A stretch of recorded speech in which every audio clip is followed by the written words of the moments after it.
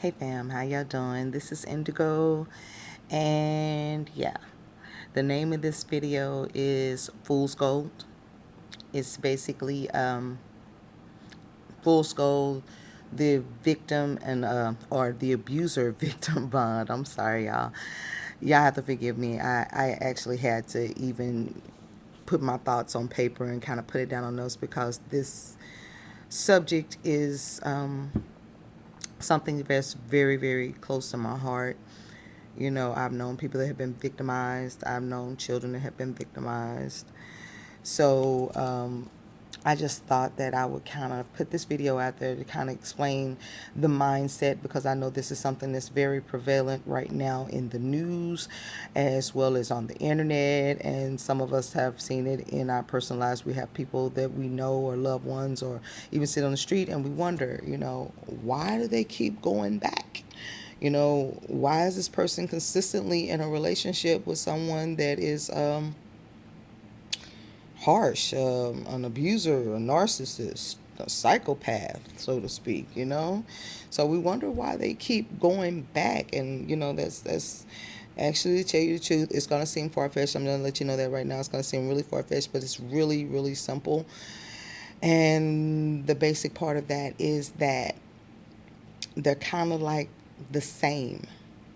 Okay, an abuser and a victim are images of each other, actually. Okay, so the only real difference is the fact that with an abuser and a victim being the same, or having experienced and having experienced some of the same things, is they've both chosen a different path or way to deal with that, a different way to cope with it. They've chosen two different paths. Okay, so we basically know that most people that turn out to be abusers have been victims. They've had a very abusive background. They've been a big victim themselves, but the choice that they chose to cope with that abuse was to become the abuser themselves, which basically gives them a sense of power, of being in control. It was a way for them to control their world that was once so out of control. Okay, it's like I've been the victim before, and where I had no control at all, so I'm going to become the abuser. That way I can have the control. Okay, now there are the victims, and the path that they chose to cope with this is to constantly be a people pleaser. If I do this right, they'll be okay. Oh, no, no, no, no, it's not their fault that they're mad, it's my fault, I did something wrong. They chose to be the people pleaser. So as you can see, kind of see the connection there, that they're like one of the same, you know they're one and the same. They're image of each other. They just chose different paths. Now, a bond, one of the most important bonds that they do share, is that a narcissist, abuser, and their victim both share this bond. They both have a need to experience a shared psychosis. They have a need to have that shared psychosis. So they play off of each other. Okay? Now, just to give you just an example, like a seemingly healthy, normal person. None of us are normal. But a seemingly normal, healthy person, we meet other people, and there are certain flags or guidelines that we pick up on, like, hey, this person is cool, yeah, I'd like to hang out with that person again, or oh, I really like that person, this, that, and the other. We pick up on those things, but the first time we see a sign of something cracker, no, no, no, no, no, I ain't with that. I'm gonna leave that person alone. That person is a straight fool. I can't do. Okay, that has to do with your cognitive thinking. That means your cognitive thinking is working. It is intact. The difference with the abuser victim, or the narcissist abuser and the habitual victim situation and bond, is they suppress their cognitive thinking, right? They exist and operate on a purely highly emotional level. Everything they do is highly emotionally charged. Okay, so they reacting on each other's emotions. Like I said before, they're feeding off of each other. Okay, now the mindset of an abuser is somewhat predatory. Now, when we think of abusers or narcissists, we think of a lack of empathy, a lack of feeling, the ruthlessness, things like that. You'd be surprised. Abusers do have access to empathy. They're not totally without empathy. They, in fact, use empathy to select their victims or mates or whatever you want to call them. They use that empathy to basically scan their prospective victim. And what they're searching for is a weakness, an inconsistency, you know, um, what is the word? What is the word? Um, a vulnerability. There we go. Sorry, y'all. I told you I got a lot in my head here. They look for a weakness or a vulnerability, and once they sense it, it is like blood in the water for sharks. They are on it, and they capitalize on that. They are like predators or hunters. They get that scent in their nose, and bam, they out. They own it. Okay? And they use it. I mean, it could start out them being nice and kind and everything. That front, I feel you. I see what you're going through. But all the time, they're listening for these little vulnerabilities, for these little weaknesses, for insecurities. On the flip side, now keep that predator thing, that hunter thing in mind. On the flip side, there's the victim. The victim has a prey mentality, a very dangerous prey mentality. Because, also like a shark in the water, the blood in the water for them is they're attracted to the lack of empathy. Because once the tables turn and that narcissist got you, they have a lack of empathy, a lack of feeling, don't care, it's all about me, everything is your fault, it's not mine. But repeat victims tend to latch on to that. It's almost as they have a need to be there. They're attracted to the ruthlessness. They're attracted to the lack of empathy.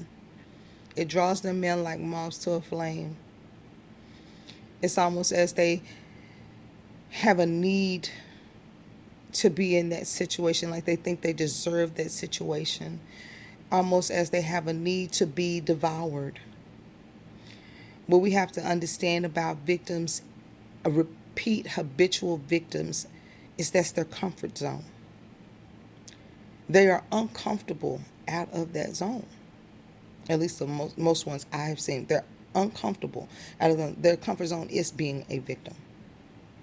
That's why they return to it. That's why when you pull a victim out of an abusive situation and you see them go back, because that's where they're comfortable. Right? So it's like they feed off each other. It's a back and forth thing. And it's really hard to pull them out of that because they don't process things. They suppress that cognitive sense, because if I let my cognitive thinking take over, then that ruins the illusion. That ruins the illusion, because I have to notice that this person is not good for me. I have to notice that all this is not my fault. I have to take responsibility for some things in life. It ruins the illusion, the back and forth. So they suppress that cognitive thinking that lets them know that things are wrong, or I should be feeling this way or that way about this. They suppress that, and they work on a purely highly charged emotional level all the time. So I mean, the only time you can really, it takes something really serious to break that cycle up. Something has to happen to the abuser, or something happens to the victim to pull them away and make them snap out of it. Sometimes that situation is fatal, and that's the sad part about it. You know, it's fatal. But even if something does happen to the abuser, if that snap doesn't happen in the victim's mind, or they don't get help for it, they'll be right back out there, kind of putting themselves up like bait, prey for the next abuser.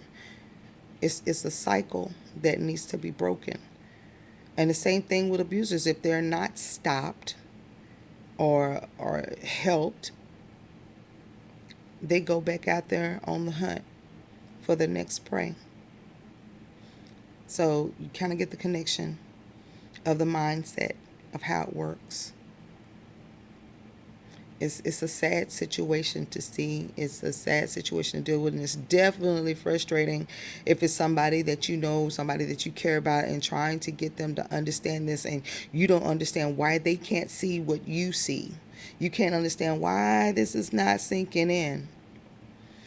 But this gives you a little bit of an insight on the mindset, the general mindset. This is by no means the situation for every single situation. It can't be. There are too many variations in life.